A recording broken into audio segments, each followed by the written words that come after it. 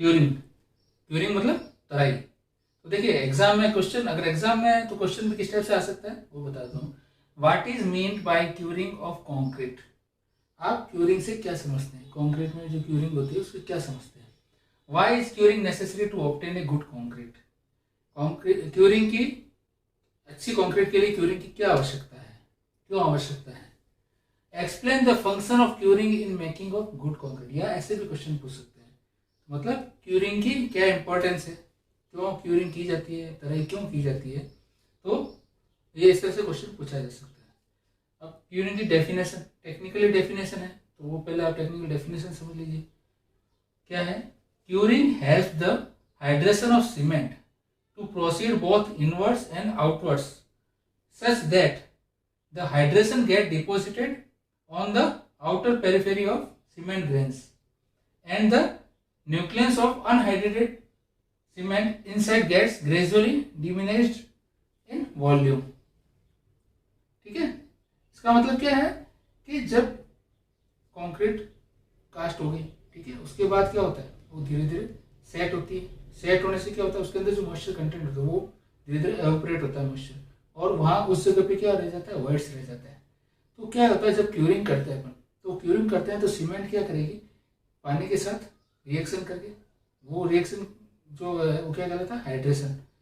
वो हाइड्रेशन होने से क्या होगा, वहाँ वो जगह पे जहाँ पे पानी और सीमेंट ने रिएक्शन किया है, वो पोर्शन जो हाइड्रेटेड पार्टिकल्स होते हैं उस जगह को वो कवर कर लेते हैं, और उसका सीमेंट पार्टिकल्स का वॉल्यूम है वो धीरे धीरे इनसाइड वॉल्यूम है वो कम हो जाता है। तो जो वर्ड्स होते हैं वो वर्ड्स क्या होगा, धीरे धीरे फिलअप हो जाते हैं। वर्ड्स फिलअप होने से क्या होता है, कॉन्क्रीट में स्ट्रेंथ आ जाती है। तो इसीलिए क्यूरिंग की इंपॉर्टेंस होती है। कि क्यूरिंग क्या होता है, अदरवाइज क्या होगा, कंक्रीट के अंदर अगर क्यूरिंग नहीं की है तो जो उसके अंदर मॉइस्चर ऑलरेडी है वो धीरे धीरे एवोपरेट हो गया, तो वो जगह क्या हो जाएगी, वहाँ वर्ड्स आ जाएंगे, और वर्ड्स में क्या होगी, वर्ड्स रहेंगे तो नेचुरली वो स्ट्रक्चर वीक हो जाएगा। तो वहाँ पे हाइड्रेशन रिएक्शन के लिए अपन क्या करेंगे, पानी की क्यूरिंग करेंगे, और वो इस प्रोसेस के कारण से क्या होगा, वो वर्ड्स फिलअप हो जाएंगे और वो स्ट्रक्चर या वो कंक्रीट है उसमें स्ट्रेंथ आएगी। अब इसके क्या ऑब्जेक्ट्स हैं, या इसको क्यूरिंग करने के क्या बेनिफिट्स हैं, ये बताते हैं। ये क्या है, it's increase the appearance of concrete. कोई भी कंक्रीट होगी आप देखेंगे अगर उसकी प्रॉपर क्यूरिंग हो रखी होगी तो उसकी सरफेस क्या होगी, ऑटोमेटिक स्मूथ होनी होगी, और उसके ऊपर जैसे कलर करते हैं अपन, कुछ भी करेंगे तो वो आपको खुद महसूस होगा कि हाँ लुक वाइज भी वो अच्छी रहेगी। और it increase compressive strength of concrete. Compressive strength concrete की क्या होगी, क्यूरिंग की वजह से इंक्रीज होगी, तो वो स्ट्रक्चर कंप्रेसिव स्ट्रेंथ में, स्ट्रेंथ उसकी कंप्रेसिव स्ट्रेंथ में क्या होगा, मजबूत हो जाएगा, तो ये कंप्रेसिव स्ट्रेंथ भी बढ़ाता है। थर्ड वन क्या है, इट्स प्रिवेंट्स द क्रैक्स। जो भी कंक्रीट के अंदर क्रैक्स आते हैं, क्यों क्रैक्स डेवलप हो जाएंगे, अदरवाइज अगर क्यूरिंग करेंगे तो जब वर्ड्स नहीं रहेंगे, आपस में बॉन्डिंग परफेक्ट हो जाएगी, तो क्रैक्स डेवलप नहीं होंगे, तो ये क्रैक्स को भी रोकते हैं। फिर क्या है, it's improve the durability. Durability मतलब वो कंक्रीट स्ट्रक्चर है वो लंबे समय तक टिका रहेगा। इम्परमेबिलिटी, इम्परमेबिलिटी जब उसके अंदर वर्ड्स ही नहीं रहेंगे तो क्या होगा, उसके अंदर से फिर बारिश का पानी हुआ या कुछ भी पानी का वो लीकेज नहीं होगा, क्योंकि उसमें वो इम्परमेबल सरफेस हो जाएगी उसकी, एंड एब्रेशन रेजिस्टेंस भी हो जाएगा वो। फिर है, फिर concrete continue giving strength with time provided sufficient moisture is available. अगर कंक्रीट के अंदर, जैसे आपने देखा होगा, जैसे जैसे कंक्रीट के अंदर अपन तराई करते हैं उसके अंदर क्या होगा, स्ट्रेंथ धीरे धीरे बढ़ती जाएगी, क्योंकि मॉइस्चर कंटेंट होगा तो वो हाइड्रेशन रिएक्शन होने से धीरे धीरे उसकी स्ट्रेंथ बढ़ेगी। तो जो भी फ्रेश कंक्रीट होती है आप देखते हैं 7 डेज के बाद जो स्ट्रेंथ है वो कम होती है, 28 डेज के बाद फिर बढ़ती है, और वो लगभग 1 साल तक उसकी स्ट्रेंथ थोड़ी बहुत कुछ मात्रा में मॉइस्चर की वजह से मात्रा में स्ट्रेंथ बढ़ती है। तो ये भी टाइम के साथ स्ट्रेंथ भी इसके मॉइस्चर की वजह से या क्यूरिंग की वजह से बढ़ती है। और it keeps the temperature above the freezing point. ये टेम्परेचर को जो है फ्रीजिंग पॉइंट से ऊपर रखने के लिए भी क्यूरिंग बेस्ट रहती है। तो ये है क्यूरिंग और उसके ऑब्जेक्ट्स, तो आप इसको नोट कर लीजिए। और इसके बेनिफिट्स क्या हैं और क्यों की जाती है, ये क्वेश्चन आ सकता है एग्जाम में। और फील्ड में भी नॉलेज होना चाहिए, आप कंपटीशन को एग्जाम देते हैं तो वहाँ पे भी इससे रिलेटेड क्वेश्चन आ सकते हैं। तो ये एक इम्पोर्टेंट है कंक्रीट के लिए। और आप घर बनाते हैं, कुछ भी करते हैं, तो वहाँ पे भी आपने देखा होगा कि चाहे प्लास्टर कर रहे हैं, चाहे मैसोनरी कर रहे हैं, या कंक्रीट छत डाली है, या तो वहाँ पे हम सबसे पहला काम क्या करते हैं, क्यूरिंग करते हैं। तो ये इसलिए क्यूरिंग इम्पोर्टेंट है। अब मैं आपको क्यूरिंग के मेथड्स बताता हूँ। देखिए, तराई होती है, आपने तराई होते हुए, क्यूरिंग होते हुए देखा है। तो वो तराई किस किस तरह से होती है, वो मेथड आपको पता होना चाहिए। वो मेथड क्या है, कवरिंग बाय जूट बैग्स। आपने देखा होगा कि जो ये कहाँ पॉसिबल है, जो भी जैसे कॉलम वगैरह होते हैं, वर्टिकल जो स्ट्रक्चर है और वर्टिकल सरफेस है, उस पर क्यूरिंग करनी हो, तो वहाँ ये बेस्ट रहता है। उसको चारों तरफ से जूट बैग्स होते हैं, उससे कवर कर दिया जाता है। और उसको क्या होता है कि उसको फिर अपन पानी से गीला कर देते हैं। गीला करने के बाद वो क्या होता है, काफ़ी देर तक वो नमी उसमें रहती है, मॉइस्चर रहता है उसमें। तो जो पानी है वो एवोपरेट होता है, वो धीरे होता है, और जो कंक्रीट के अंदर जो पानी रहता है उसके ऊपर एक तरह से कवर का काम कर लेता है। और उसके अंदर जो नमी होती है वो उसको एडिशनल उसको बेनिफिट उसको मिलता है, तो वो स्ट्रेंथ आती है उसके अंदर।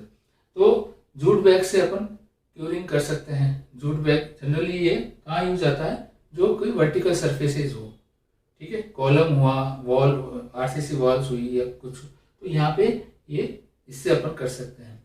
फिर होता है स्प्रेडिंग ऑफ वाटर। पानी अपन छिड़कते हैं, आपने देखा होगा कोई भी बिल्डिंग कंस्ट्रक्शन वर्क होता है तो पाइप से पानी छिड़कते हो देखा है। लेकिन उसमें क्या नुकसान क्या है, उसमें क्या है, पानी वेस्ट ज़्यादा होता है, ठीक है। जहाँ पानी की कमी हो वहाँ ये दिक्कत होती है, क्योंकि पानी वेस्ट ज़्यादा जाता है। और इसमें भी आपको एक बार आपने स्प्रेड उसको पानी से छिड़काव किया तो वो हो सकता है सुबह आपने किया, दिन भर धूप से वो पानी इवेपोरेट हो जाता है, फिर शाम को वापस तराई करनी पड़ेगी। तो पानी की क्वांटिटी भी ज़्यादा रहेगी और आपको ज़्यादा भी इस पर ध्यान देना पड़ेगा।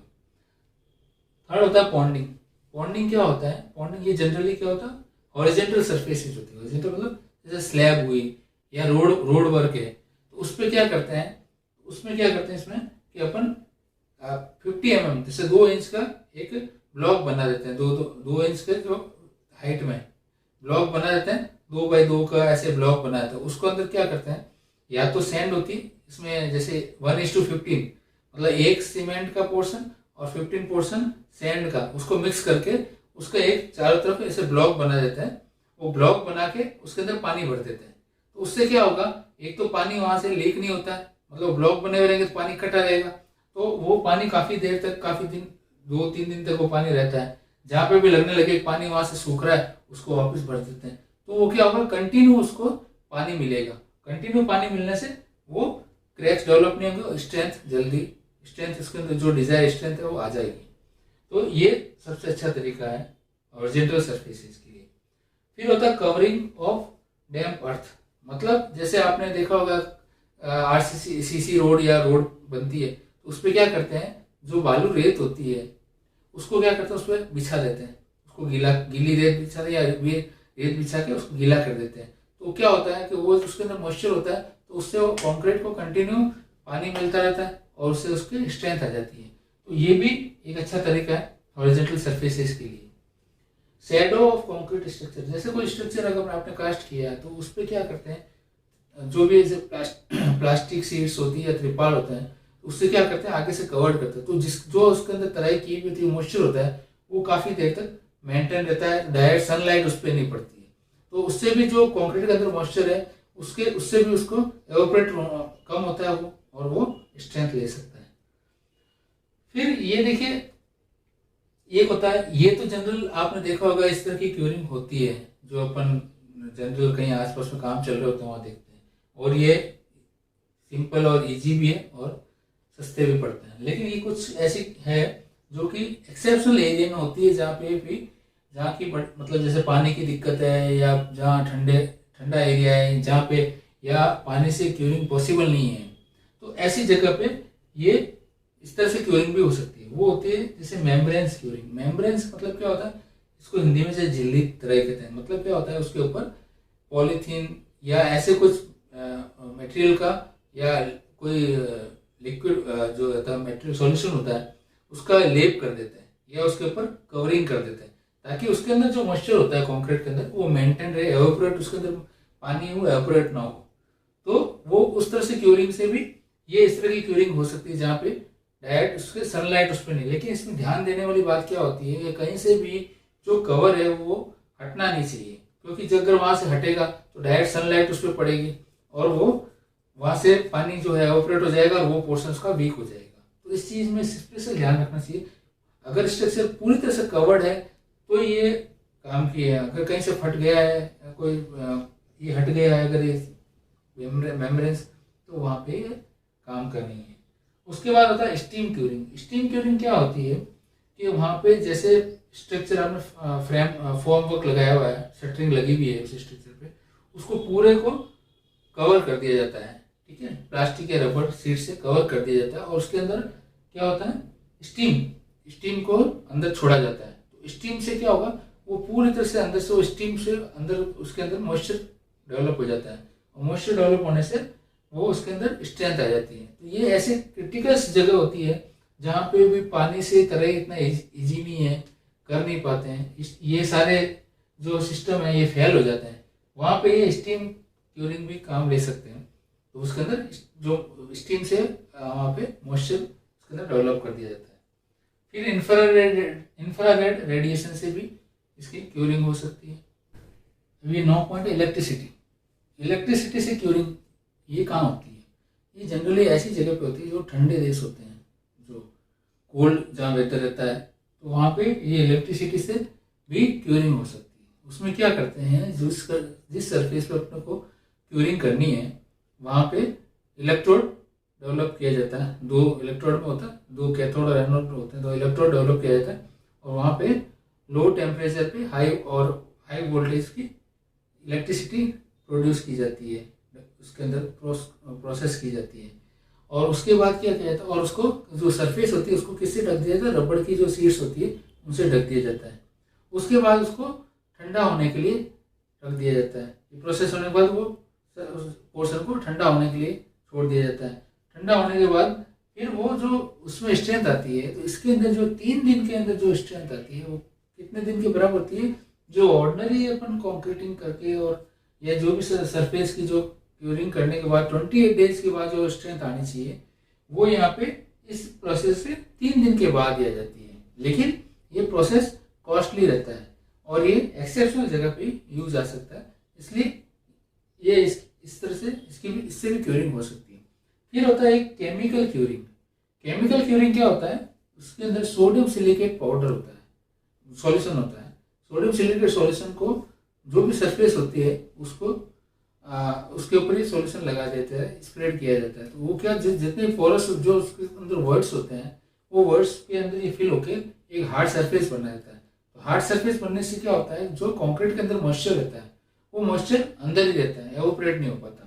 तो वो अंदर मॉइस्चर रहेगा तो ऑटोमेटिकली वो कंक्रीट स्ट्रेंथ ले लेगी। तो ये केमिकल क्यूरिंग से भी, लेकिन ये जो पीछे की जो है 4-5 जो विधि है ये थोड़ी कॉस्टली रहती है।